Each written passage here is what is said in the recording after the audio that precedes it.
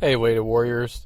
I just wanted to share with you a struggle that I had a few people messaging me about, which was not being able to lose the last bit of fat around their belly, their midsection, and their love handles. So I did some digging and researching and pulled some knowledge that I already knew and really formed a great response for them and gave them some real tips and tricks on how they could lose that last bit of weight that they were struggling to lose. Because I was there just a couple years ago, and I remember thinking, God, what am I going to do to get this weight off? I feel like I've done everything already. And so once I implemented a few things, a few tweaks, I remember within a few weeks, I would be putting on my pants and they'd be a little bit looser. You know, I'd have to tighten my belt a little bit more. I was noticing I would look in the mirror and my body would be a little bit tighter. You know, my muscles would poke out just a little more. And so I was thinking, finally, you know, I really got through this barrier that I really perceived to be too hard to get through. I thought I was plateaued. So I just wanted to share with you a few tricks that will really help you to lose those last few pounds that can be super stubborn to get off. You know, things like increasing your protein intake. Protein boosts metabolism and it has a high thermic effect, and that's going to help preserve your lean muscle mass. And lean muscle mass is crucial for maintaining a higher metabolic rate. Higher protein is also going to promote satiety. It's going to make it easier to control hunger and really reduce your overall calorie intake. Another great one is to engage in some sort of strength training, whether that be through weightlifting or calisthenics. Really building muscle in any way is going to increase your resting metabolic rate. Like your muscle tissues, they burn a lot more calories at rest compared to fat. So when you're sitting on the couch and watching TV or watching some YouTube, you're going to be burning a lot more calories just by having a little bit extra muscle on your body. Strength training is also going to help with body composition. You're going to look a lot better, and that's going to make you feel a lot better. Another great tip would be to incorporate more cardio into your daily exercise or daily routine. You know, most of us think we get enough cardio throughout the day, but I'm here to tell you that's not really true. You need about 100 to 120 minutes of cardio exercises a week to really get enough to be effective at weight loss. Especially high intensity interval training like HIIT is really going to boost your calorie expenditure and improve cardiovascular health in general. HIIT in particular can elevate your metabolism for hours even after you're long done working out. A real big one would be to reduce your carbohydrate intake. I mean, I know I have viewers from all around the world that watch my channel, but here in America, everything is carbs. I'm sure other countries have carbs too, but particularly in refined carbs, that's going to really reduce your insulin levels and decrease fat storage. It's also going to help control your hunger and stabilize your blood sugar levels, and that's going to make it easier to manage your calorie intake. Because when your blood sugar rises, you get more hungry. You know, we've all eaten carbs, just empty carbs. You're like, okay, I'm hungry, give me some more, give me some more. And so carbs, especially refined carbs, aren't going to really help you at all.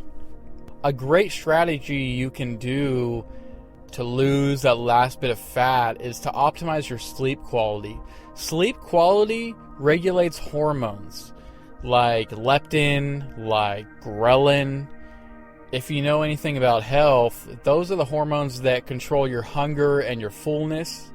And so poor sleep really disrupts those hormones, and that's going to lead to an increased appetite and cravings for food. That's going to really hinder your fat loss. Also, increasing your daily movement, your non-exercise daily movement. Things like talking with your hands, or shaking your leg when you're sitting down, or fidgeting, or standing. I believe there's an acronym for this. It's called NEAT, and that stands for Non-Exercise Activity Thermogenesis, I believe. And increasing that is really going to help significantly burn calories overall over time. And that'll add up. Another big one you can do to reduce your belly fat and those last 10 pounds would be to track your food intake. This is huge because keeping a food journal or using a tracking app will really help you become more aware of what you're eating, and that's going to make it a lot easier to identify any dietary issues that might be hindering your fat loss. It also is going to help with portion control and adherence to your goals that you have set forth for you. You know, you could be going on a great day, you think everything's great, you have a bag of chips, and whoops, there's 500 calories. And you're thinking to yourself, oh, that's no big deal.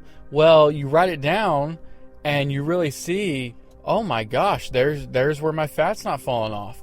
You know, or you have a soda, you're thinking it's a quick 100 calories. Sometimes soda can be 400 to 500 calories depending on where you're getting it from, like McDonald's, fast food. Really writing down and keeping track of what you're eating is going to really help you. Another huge thing that's been growing in popularity recently is practicing intermittent fasting.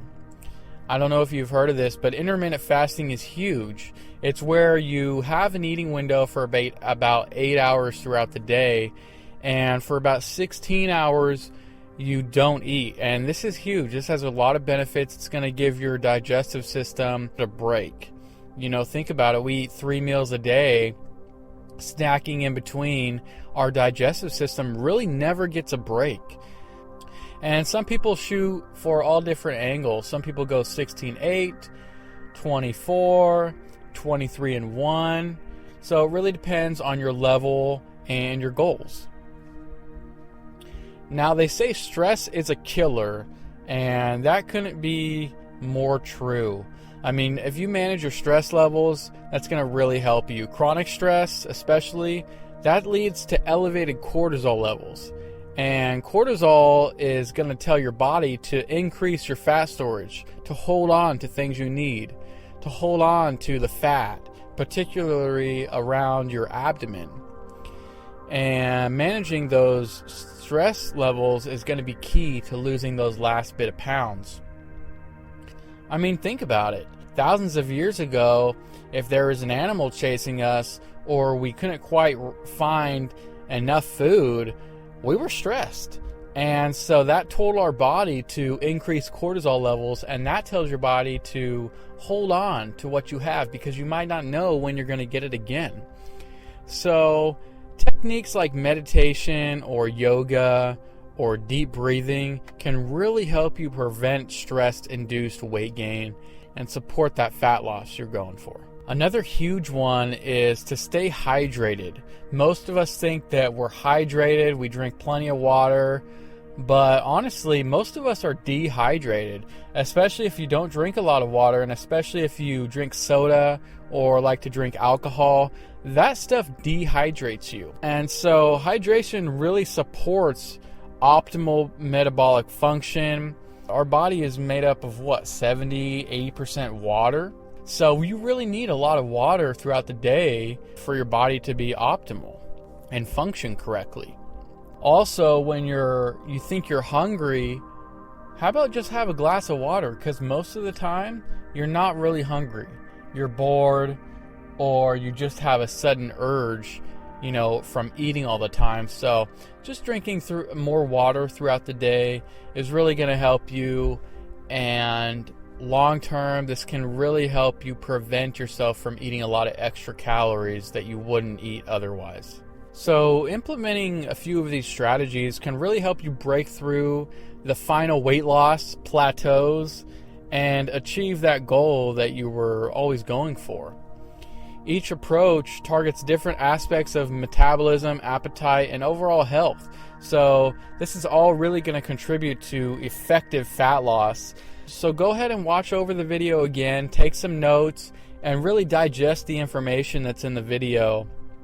And if you'd like to see more, hit that subscribe button.